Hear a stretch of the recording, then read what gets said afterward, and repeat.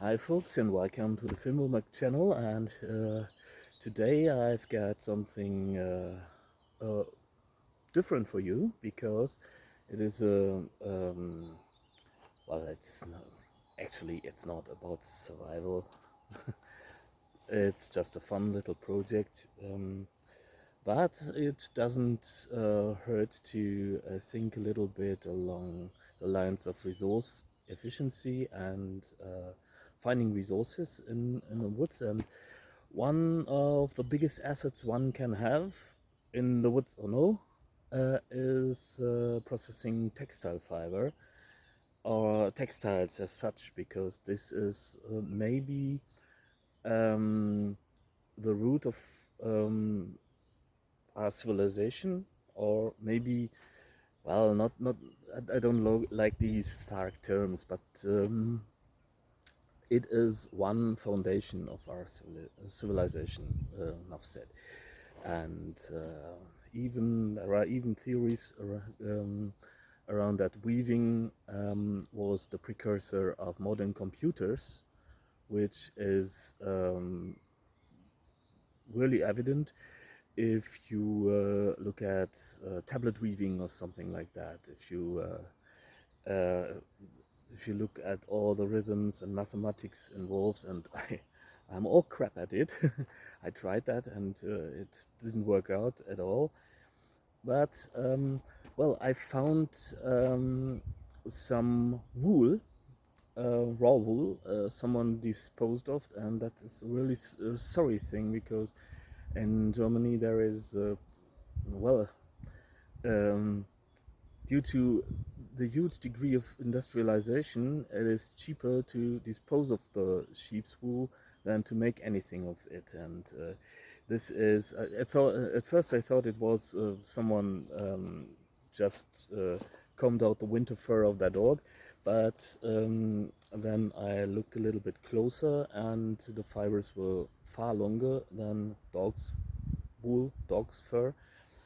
And that said, I want to try and make something from it, because it's really not a small amount, and maybe it is enough for a little pouch or even a cap.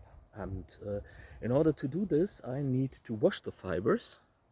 As you can see, it's actually they are really lovely. Look at that. And uh, but there are a lot of things in it. And given that in the Stone Age people already processed fibers like that, like animal fur or something like that, and not exclusively by sewing some raw hides together and saying "uga" all the time. Um, but so I thought, how have they done it? And um, I came across how have they combed or carded the wool. And it's a little bit unnerving if you pick out all the little stuff. And I made something like that. There are actually bog finds from something similar like that, which a hollow tube from maybe from elder tree and blackthorn, blackthorns, blackthorn thorns, and I wanted to know if this works. And actually, it's a little bit hard to show you, but if I go like that, I'm just trying to figure out how that will work. Um, there are some of the fibers don't want to stay in my hand, um, but or if you take a flat surface like that, and you go like that. Um, um, these are actually, as I said, these are just some broom um, branches, twigs, that I put in a deer bone I found. Please take note, in Germany you need permission to take any bone that is lying around in the woods. Um, and I got that. I know the local hunter and the landowner, and they didn't have any objections. So I just sourced those um, those little broom twigs and put it into the bone, and doesn't. I'm not illegal. Um, that said, uh, just wanting to show you how I think it was done. Um, Actually, I'm not good at it, so I want to try out some different techniques also. But as I said, there are bog finds from I don't know. I think it's from Germany or Denmark or something. Um, and I think it's from the Neolithic or even the Mesolithic.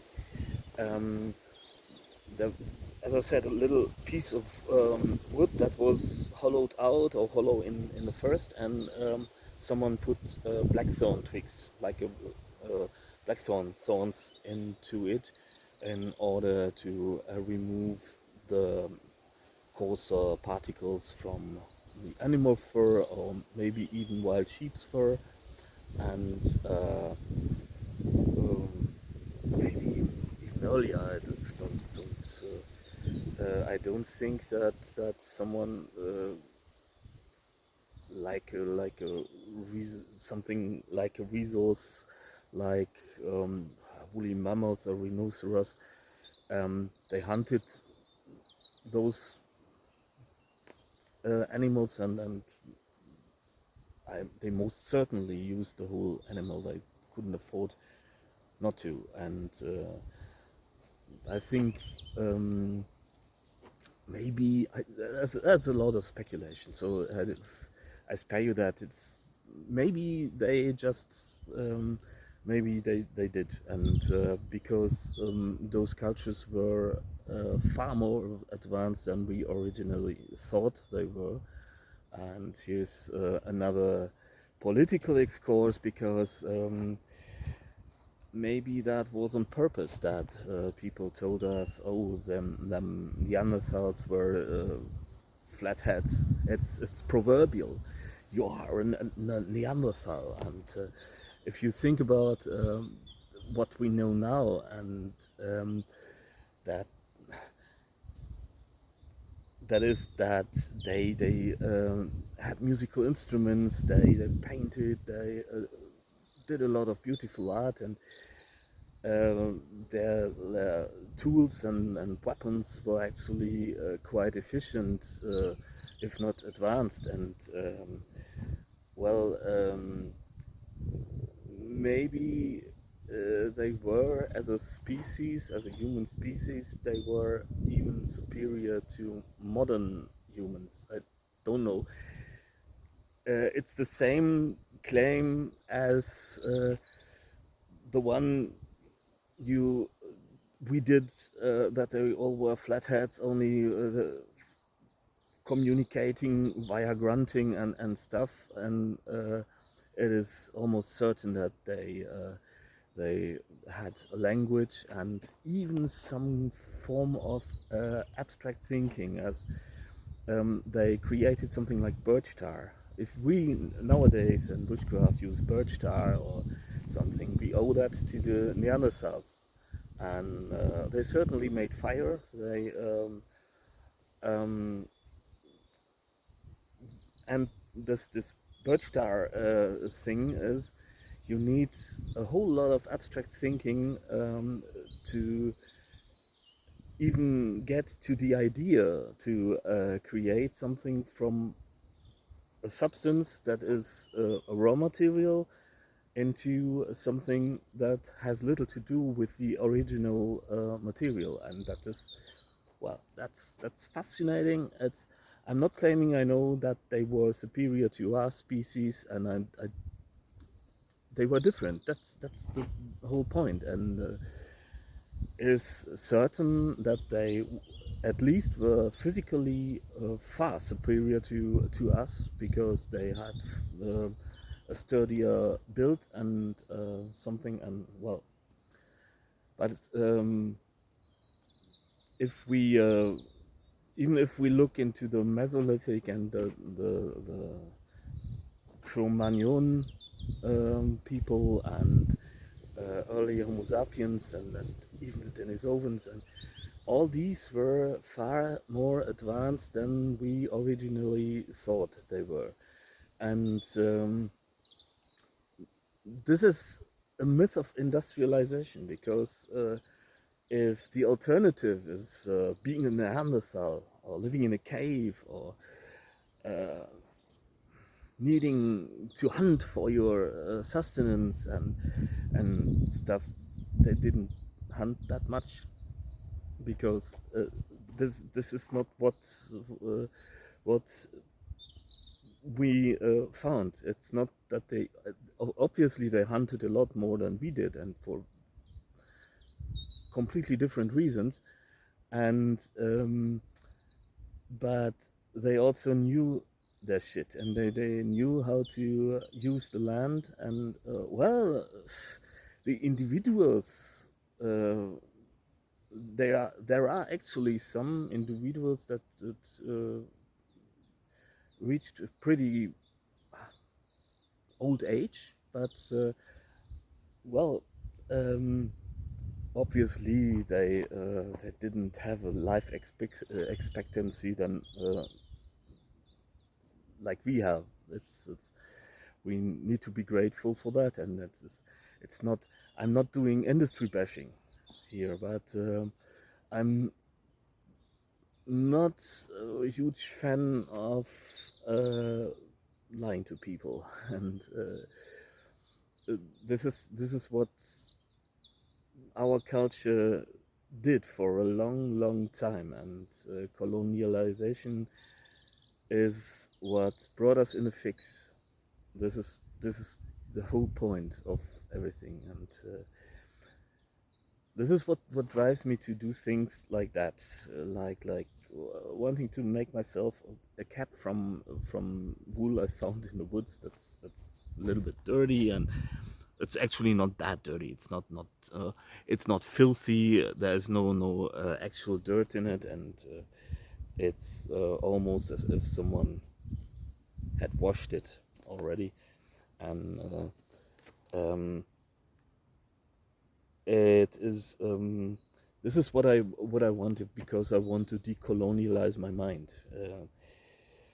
and there are a lot of false assumptions, and we need to think out of the box to solve our many problems. And because, well, we brought us in a fix, and that's the culprit. And we have been told that this is the only way to go. Always faster, always accelerating, always growing, always using up resources best that we can, and thingy. It's and that simply isn't true. It's not. It doesn't hold true. It's not the only way. And if we look at people all over the world, indigenous people all over the world, they actually managed pretty good before we arrived. And well, we have put a lot of guilt on our shoulders, because we destroyed their way of living. We well, we committed genocide. There is no polite way to say that. That's and no Western civilization isn't in one way or the other guilty of doing that. And we can't put it politely. We can't talk our way around it. It's how it is, and I can't change what my ancestors did, and I can't. I personally, I'm not responsible for something my forefathers did in the 18th century. What I'm responsible for is at least to try to change my life in a way that enables humankind, possibly enables humankind to keep on existing. And it's not the next big thing. I'm not the center of the world. I don't have the ultimate solution, and I'm not saying that everything is you must do everything I say, and I don't tire to emphasize this. This is merely, maybe an inspiration to think a little bit more out of the box, and actually doing it with a bit of fun. It's not that you need to eat processed industrial protein all the time and stuff. That's it's not necessary, but it can be fun to learn things if you are curious enough.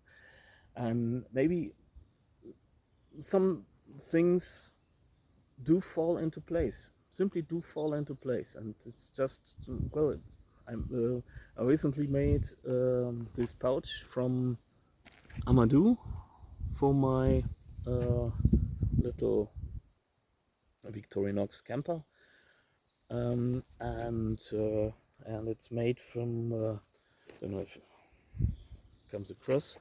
There's a little bone button I made exclusively in the woods, and that's a little bit of a birch bark reinforcement in order to keep the necklace to cut through the soft material if there's a knife in it.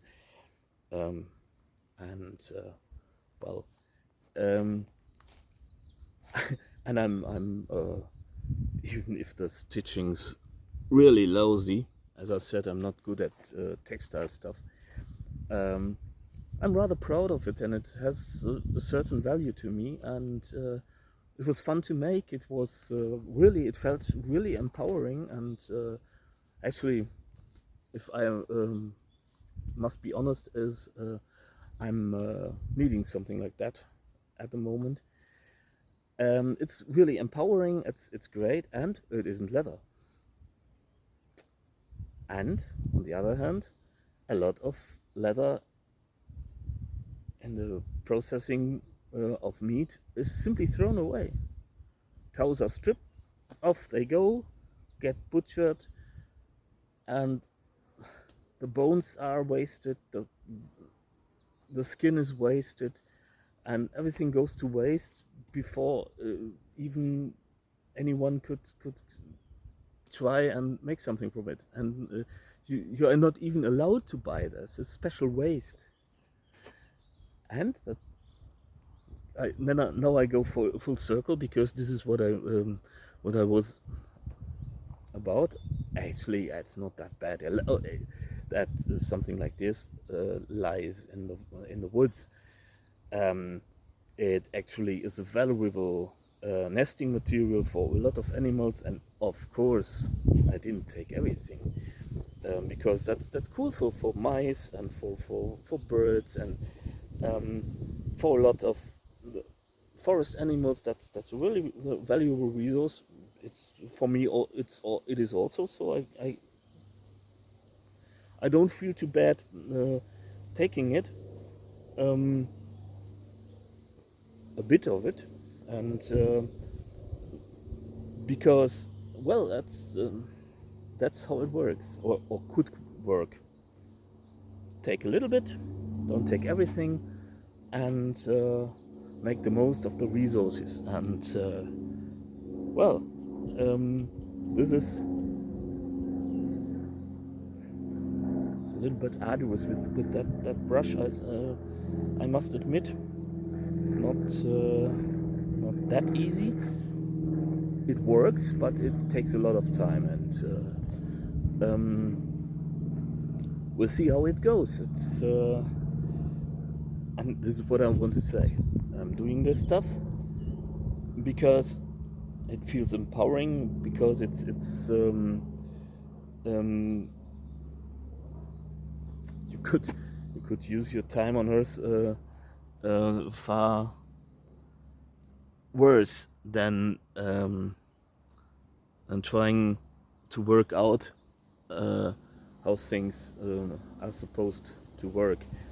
And that said, stay curious, folks. It's not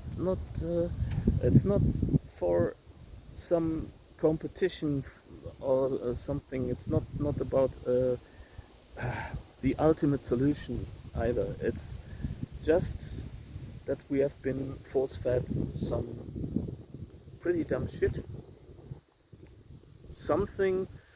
I must be fair, by the way. It's not that bad.